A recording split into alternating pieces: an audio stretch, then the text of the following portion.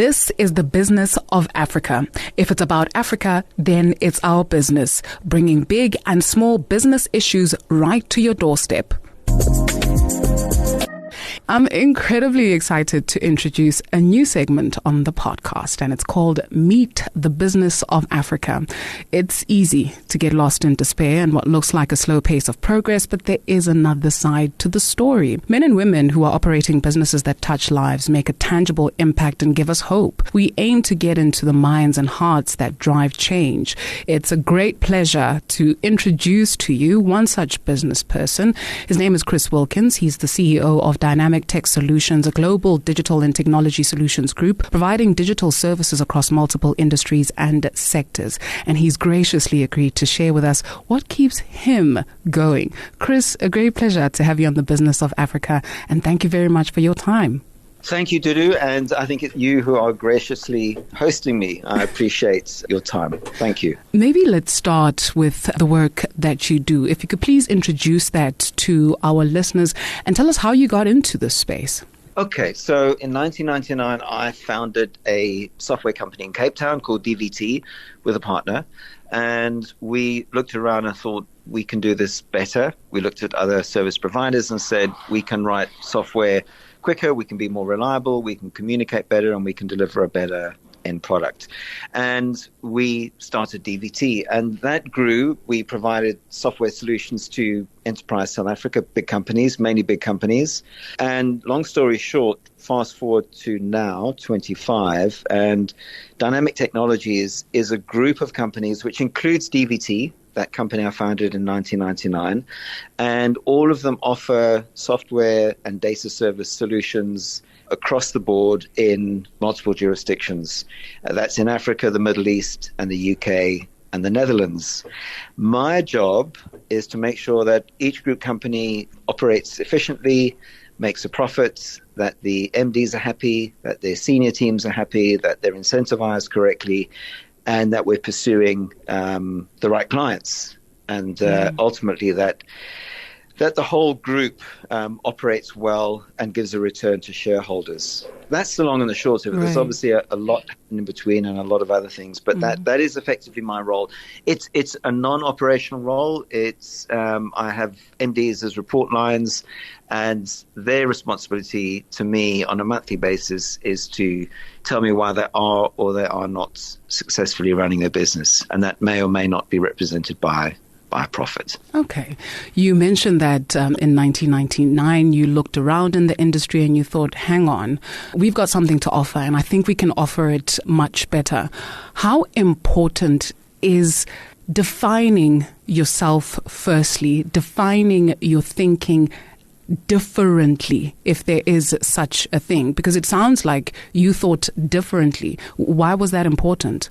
I think it's important to look at an industry and say things have been done a certain way for a period of time, and it's accepted because human beings status quo very quickly, and then to say, but actually it's dysfunctional, it's not giving what's required. So in those days, software was very monolithic. It was built in what was called a waterfall process, so each stage of software was completed, and the next stage came along, and a year and a half later you got something that did something, and it may not have been what you originally envisaged or what you even wanted.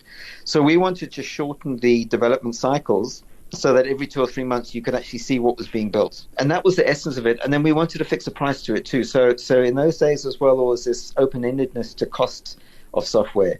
We thought we could pin the cost down better.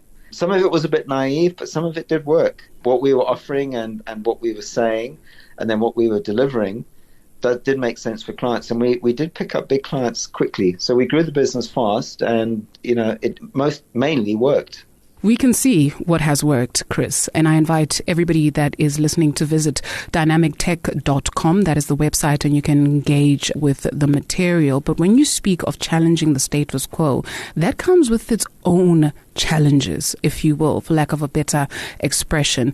And so we often look at the story or the glory, but we don't know the story behind the glory. Was it always easy?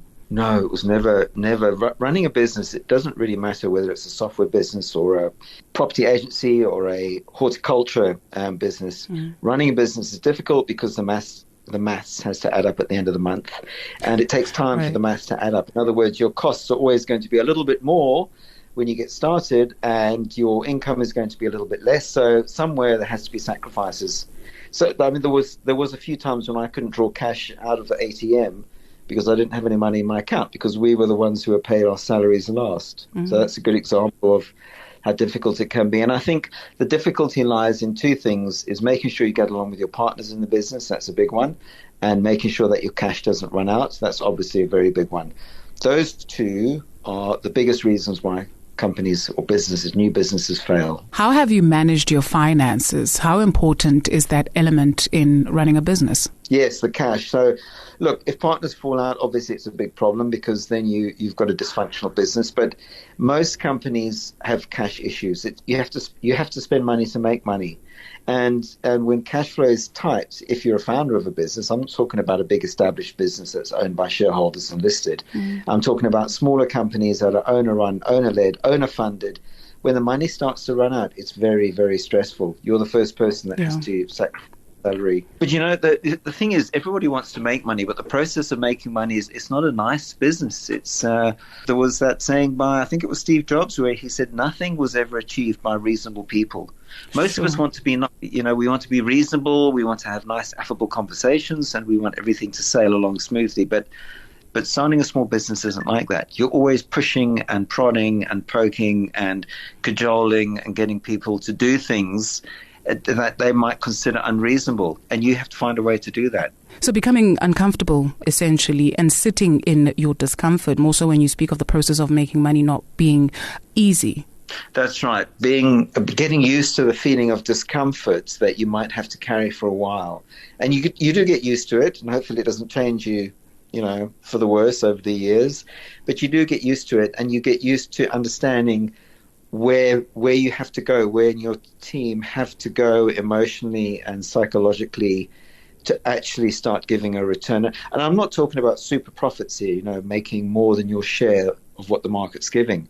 A normal return in our industry is a profit of about 8% before tax, maybe 10%, possibly up to 15% if you're really good at what you do and you have a bit of a niche and no one's intruded. But there's a fair return. And you have to also understand that that's the return you can get from your business. And any more than that is going to be extremely stressful. You mentioned the word team. How important is having the right team, and how do you determine that, right? Because I cannot imagine that achieving what you have been able to achieve is done solely by one person. So how important is having the right kind of people around you? How do you choose them? Does it determine the success or the trajectory of the business? It does, because you'll get to a point where you can't do it all on your own. If you are, you're going to work 16-hour days and you'll destroy your personal life. So I've always had partners. I've never owned a business 100%. I've owned more personal businesses 100%. But in terms of software and enterprise commerce, I've always had partners because you cannot take on that load yourself. And most people don't have the all-round skill. So, for example, in technology, the first point of departure is you'll get somebody very strong on technology but not very good with people, staff and clients, or somebody that talks a good game but actually can't deliver technically. So when I started as a technical partner who was very effective in software and got things done, and I was more of the people person who smoothed things over when they needed to be done. So, and then as you grow, you'll need to choose a team. People join and they think they can do the job and they can't. And sometimes you have to say to someone, look, it's not working. It's not working for us. It's not working for you. You need to move on. And actually somebody moving on from a job they're not comfortable in or they're not succeeding in is often very liberating for that individual. It's just that most of us see that as a failure. So in fact, when things don't work and people do move on, it's usually a good thing for everyone concerned. But it's not easy. You need a good team. And if someone isn't working out, either shift their responsibility, support them, or they're going to have to go and find something else to do, something that's more realistic, more suited for the gifts that they bring into commerce. And maybe that then leads to our trivia. So I'm going to throw a couple of words at you, and you tell us what this means. You spoke of the importance of honest conversations, right? To say this is not working, because honesty, some would very well argue, leads to growth, whether you realize it at that moment or in retrospect. When we mention the word honesty, what does it mean to you? Saying what you want to say, but also, just being considerate of someone else at the same time, but saying it as you see it. I don't think it's a right or wrong, or truth or not truth. We've all got our truth, we've all got a right or wrong, but it's it's saying it as you see it. And if there's some empirical evidence to back it up, then even better. Failure is, look, I've never said to anyone that they're a failure. It's not like that. It's just that what you're doing is, you thought you could do it, but you can't. It just is, and you need to find something that's better suited to the skills that you were given. So failure is a really funny word. Sacrifices, and hardship is the only way we learn. I suppose, that word failure, if something doesn't work out for you, then it will be, generally in our society is called a failure. That's when you learn the most. You never learn anything from success. If you breeze through life doing well at school, well at university, getting a lovely job, and just breezing, you won't learn. The only way you'll learn is through hardship. Discipline, yes, applying yourself. That is a big thing too, and different jobs require different disciplines. Solutions is fixing the problem. It's giving a client something that's useful. You walk away, they use it, it's useful, it helps them achieve their goals. Thank you for indulging us there. And in closing the conversation, your advice to entrepreneurs? Make sure you bring energy, so look after your health, get some balance in your life. You're going to need as much energy. That business will suck up all the energy you can give it, and believe that you can make something happen, but do it a step at a time. Have the vision for where you want to go, but have the energy and the time and the positive attitude to get there step by step. And things are going to go wrong. There's always going to be something that doesn't work. You've just get over it and move on. There's always an answer. There's always a way. There's always a way. Before we let you go, what are you most grateful for? Sure. Well, I'm most grateful that I kind of fell into this situation where I could build a business and make it successful. I'm still not quite sure how I did that, but I'm very grateful that I did. And it was definitely a team effort. There is no way I could ever have done this on my own. Thank you so much for your time, Chris Wilkins, on the business of Africa. And that is how we meet the business of Africa. It's all about, well, I guess my takeaway, Chris, and you'll correct me if I'm wrong. It's all in the mind, what you tell yourself, how you see a situation. They always talk about duality in life, the yin and the yang, or the dark and the light. And so it's what you illuminate, I guess, that you will, sit with or live with? Yeah, it's what you choose to focus on. But it is all in the mind. But you get to choose what you focus on. Indeed. Thank you very much for your time. Chris Wilkins is CEO of Dynamic Tech Solutions, a global digital and technology solutions group providing digital services across multiple industries and sectors. Thank you very much for tuning in to the Business of Africa podcast, where we bring big and small business issues right to your doorstep. You'll hear from us again in the next fortnight, God willing. Bahaichu, Bula.